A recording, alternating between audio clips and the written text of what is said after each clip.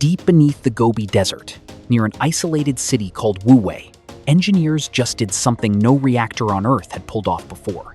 They took a rock that cannot sustain a nuclear chain reaction on its own and turned it into one, while the reactor kept running. A handful of that rock holds the same energy as 3.5 million tons of coal, not a truckload, a handful. And China just spent a year mapping how much of it is actually sitting in its own soil. Inside that reactor, engineers are cooking an inert stone directly into usable nuclear fuel. No refinery, no enrichment plant, just a stream of neutrons and about a month of waiting. Watch the screen, not just the words. That element is about to rewrite its own identity 3 times before it's finished. For 60 years, Western regulators called this chemistry too corrosive, too unstable to run outside a laboratory. Beijing just quietly flipped the switch anyway. And the blueprint sitting under that desert doesn't just solve China's own fuel problem. It threatens to gut the leverage of every country that built an empire selling uranium to the rest of the world. Uranium became king for one reason. It is violently lazy. Split one atom, and it instantly explodes into a chain reaction with zero effort. No waiting, no decay chain, no patience required. By the 1970s, this instant gratification had built a $1 trillion industrial empire enrichment plants, fuel rod factories, a supply chain refined across 5 decades until uranium became the only fuel anyone in Beijing trusted enough to bet an entire grid on. But Cold War generals didn't want clean electricity. They wanted a byproduct called plutonium-239, the raw material for nuclear warheads. Uranium didn't win because it was better. It won because it was a weapon disguised as a power plant. Thorium walks in wearing the opposite disguise. Call it the anti-bomb element. Breed it into fuel, and it arrives contaminated with a stubborn isotope that floods out gamma radiation strong enough to fry warhead electronics, and strong enough for a satellite to spot from orbit. Nobody could smuggle that into a weapons program, so nobody funded it. America actually built one anyway.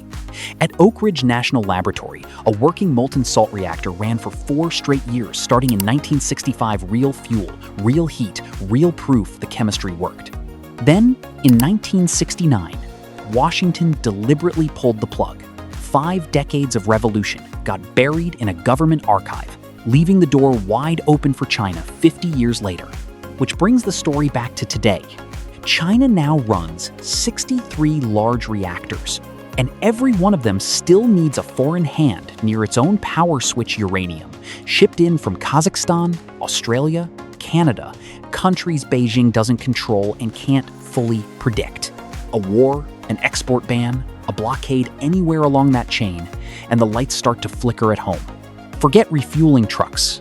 Forget shutting the plant down for weeks. Engineers in Shanghai figured out how to feed raw thorium straight into a reactor running at 700 degrees Celsius at full power without stopping a single pump. The reactor never blinks. It just keeps eating.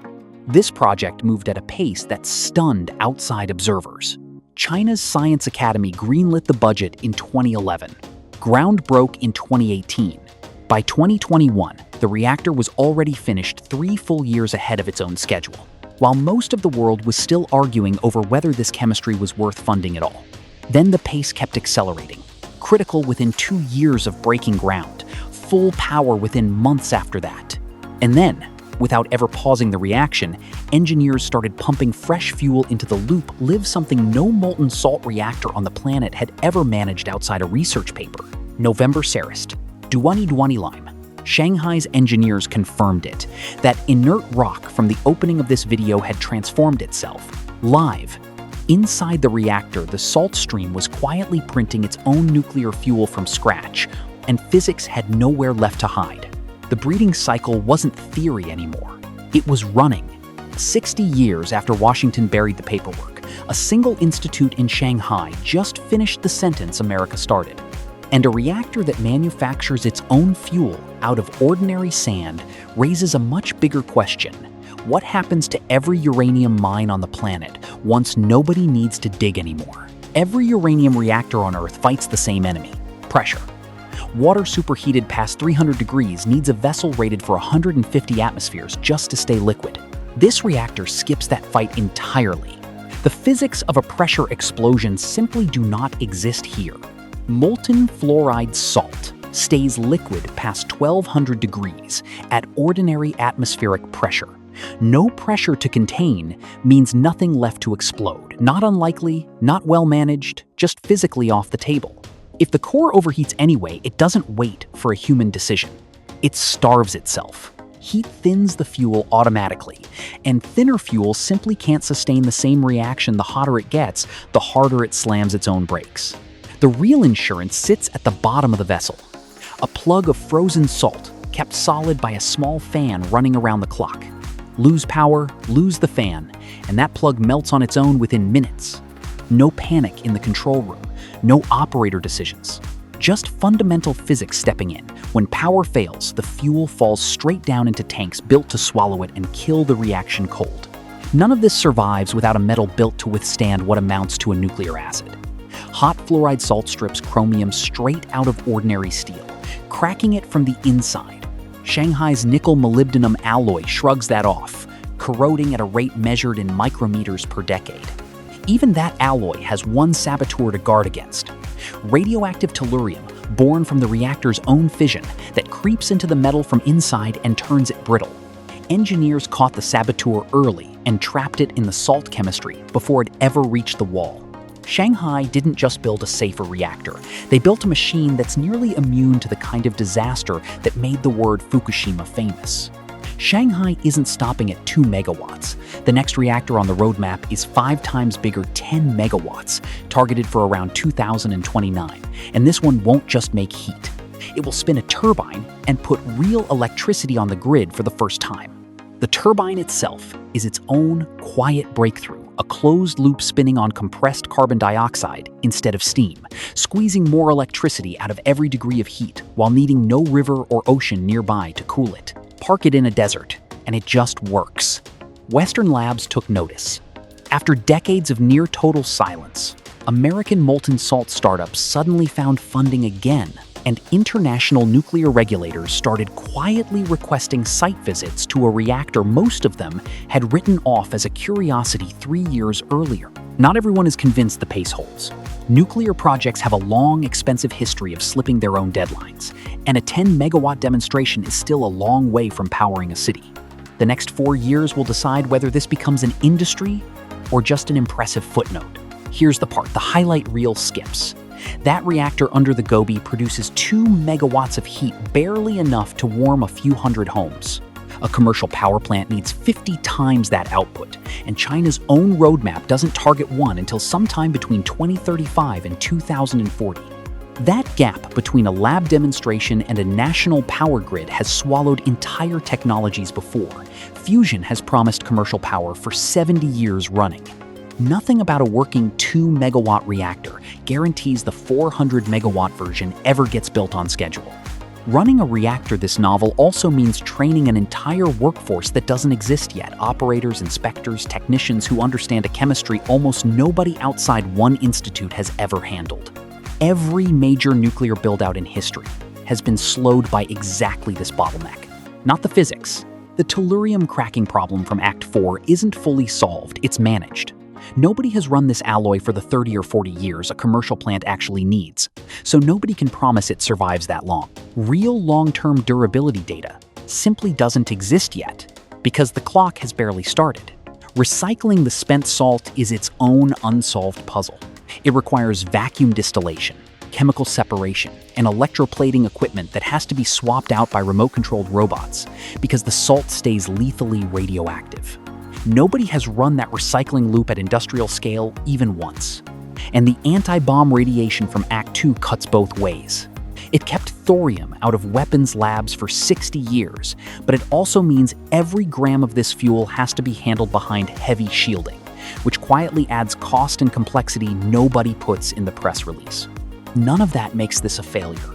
It makes it a 15-year construction project pretending to be a finished product on the news. And in a race where the only thing that matters is who finishes first, being 15 years from commercial power might still be 15 years ahead of everyone else on Earth. While regulators argue about grid-scale timelines, Chinese shipbuilders already found a shortcut around the whole problem: skip the grid entirely and bolt this reactor straight onto a ship. In 2023, at a shipping expo in Shanghai, state shipbuilders unveiled the design for a container ship carrying 24,000 boxes, among the largest cargo vessels ever conceived, powered not by bunker fuel, but by a 200-megawatt thorium reactor sealed inside its hull. Call it a nuclear battery, not a power plant. The entire reactor sits inside one sealed module that never needs opening at sea. It runs for 15 to 25 years straight. Then the ship simply sails home, and a crane lifts the spent module out and drops a fresh one in. No refueling stops, no dependence on bunker fuel prices that swing with every war in the Middle East. A ship like this could circle the globe for 2 decades without ever needing to touch a fuel dock, and every port it skips is a choke point it no longer has to fear. By late 2025, the same shipyard confirmed it's already refining a follow-up design, a 35,000-ton class vessel carrying 25,000 containers, with construction targeted to begin around 2035. The nuclear battery isn't a concept anymore. It's a production roadmap with a start date. While engineers were solving corrosion problems in a lab, geologists were quietly solving a different problem outside. In early 2025, a national survey mapped 233 separate thorium-rich zones across Chinese territory, the first time anyone had actually counted. One site did most of the heavy lifting. A rare earth deposit in Inner Mongolia, already known for decades, now confirmed to be sitting on roughly 1 million tons of thorium sitting there the entire time, mistaken for industrial leftovers. That number is a survey estimate, not an audited reserve worth flagging honestly. But even treated conservatively, it points to enough thorium sitting in Chinese soil to matter for centuries of energy planning, not just one demonstration reactor. And here's the part that turns geology into a monopoly. Thorium doesn't need its own mines. It rides along for free inside the rare earth ore China already refines at massive scale, which means China can recover it at close to zero marginal cost, while everyone else has to pay just to bury it as waste. That single fact locks in a supply chain nobody else can easily copy. Reactors need thorium. China already controls 60 to 80% of the rare earth refining that produces it as a side effect. Building a rival supply chain from scratch means building an entire rare earth industry first. The next move is already public. Beijing plans to export small modular thorium reactors through its Belt and Road network to India, Turkey, Egypt, Brazil, countries with real thorium deposits of their own, but none of the 2 decades of engineering knowledge it took to actually run one. The same playbook applies at sea. Every one of those thorium-powered container ships still needs Chinese-trained crews, Chinese-built replacement modules, and a return trip to a Chinese port for every swap. Land or ocean, the dependency runs through the same address. Sell the reactor, and you don't just sell hardware. You sell dependency spare parts, trained technicians, decades of maintenance contracts, all flowing back through Shanghai. The uranium cartel America once relied on has a thorium successor now, and it isn't headquartered in the West. So the question this leaves behind isn't whether the physics works. Shanghai already proved that on the 1st of November 2025. The real question is what happens to the rest of the world's energy order, its power grids, its supply chains, even the ships crossing its oceans once the country that spent decades importing uranium starts exporting the technology that replaces it entirely.